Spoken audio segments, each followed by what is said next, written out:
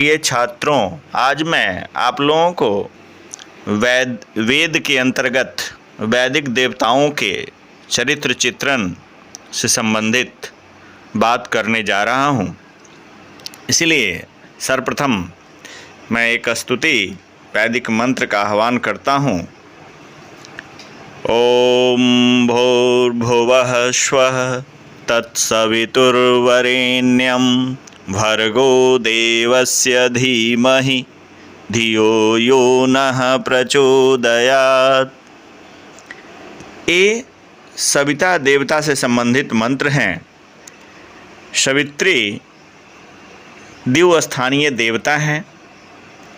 ऋग्वेद के 11 एकादश संपूर्ण सूक्तों में इनकी स्तुति की गई है। अंशतः अनेक अन्यान्य सूक्तों में इनकी स्तुति मिलती है। ये मुख्य रूप से एक स्वर्णिम देवता हैं। इनके नेत्र, हाथ, जिह्वा, केस, अंगुलियां तथा पैर आदि अवयव स्वर्णिम हैं। ये द्विविध रूप वाले स्वर्णिम रथ पर चढ़कर गमन करते हैं। इनका रथ सफ़ेद पैर वाले 2 घोड़ों के द्वारा खींचा जाता है। सविता या हम जिन्हें सवित्री के नाम से जानते हैं, मुख्यतः प्रकाश के देवता हैं। ये पृथ्वी, अंतरिक्ष एवं द्युलोक सबको प्रकाशित करते हैं।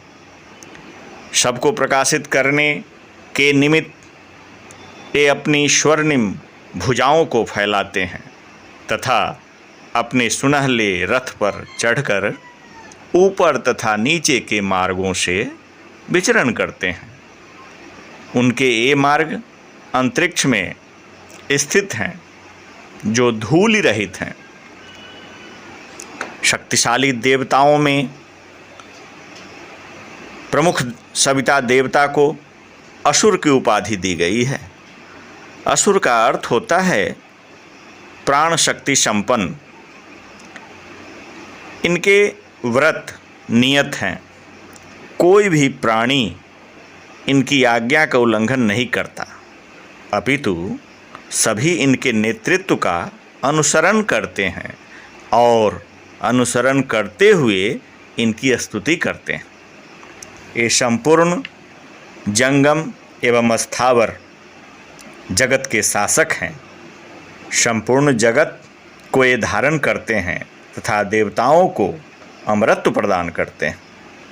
इन्हीं की आज्ञा से रात्रि का आगमन होता है और रात्रि में ये सबको आराम देते हैं। प्रातःकाल के ही समान सायंकाल से भी ये संबद्ध हैं। अतः सायंकाल में भी इनकी स्तुति होती है। सविता मुख्यतः एक प्रेरक देवता है। ये विश्व में जितनी भी गतियां हैं, उन गतियों का संचार करने वाले तथा उदित होते ही सूर्य की प्रेरक शक्ति के प्रतिरूप हैं। सूर्य की प्रेरक शक्ति के प्रतिरूप हैं। इनकी यही शक्ति सभी लोगों को कार्य करने की प्रेरणा देती है। ध्यातव्य है कि सविता का प्रत्येक कार्य प्रसव से संबंधित है। इसीलिए इन्हें प्राशवीत, आशुवत, सवे, शाविशत आदि क्रियाएं मुख्य रूप से सविता के लिए ही प्रयुक्त हुई हैं। संज्ञा पद देव के साथ सविता पद का प्रयोग कई बार हुआ है। इससे यह प्रतीत होता है कि सविता पद देव का विशेषण है। प्रारंभ में सविता पद सूर्य का विशेषण था, बाद में स्वतंत्र देव के रूप में प्रयुक्त होने लगा। भारतवर्ष में इस देवता की प्रतिष्ठा इतनी बढ़ी कि आर्यों के दैनिक जीवन में भी इसने सर्वोच्च स्थान प्राप्त कर लिया। आज भी अत्यंत श्रद्धा तथा आदर के साथ गायत्री मंत्र द्वारा सविता देवता की स्तुति प्रत्येक घर में सुनाई देती है। प्रातः काल में हम सविता की उपासना करते हैं। कहा गया कि सूर्य जब तक अंतरिक्ष में तारे हों दिखाई दे रहे तब तक इनकी स्तुति की जानी चाहिए, यह सर्वोत्तम मानी जाती है। चंद्र तारों के निमिलन के पश्चात की गई इनकी आराधना द्वितीय स्तर की समझी जाती है। देवी भागवत में इसका वर्णन भी आया है।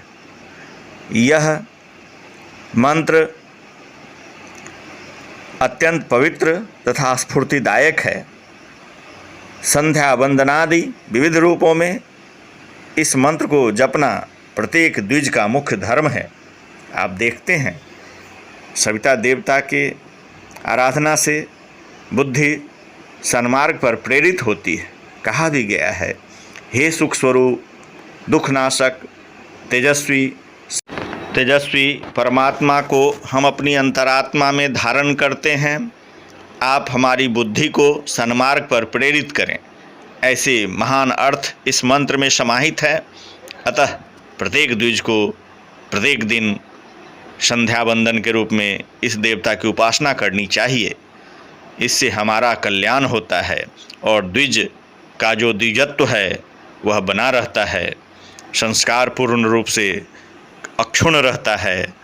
आज मैं इन्हीं बातों के साथ सविता देवता की जो स्तुति है, ये सविता देवता का जो चरित्र है उसका महात्म्य मैं आपके सामने रखा हूँ। आप इन्हें आत्मसात करेंगे और इस मार्ग पर चलेंगे।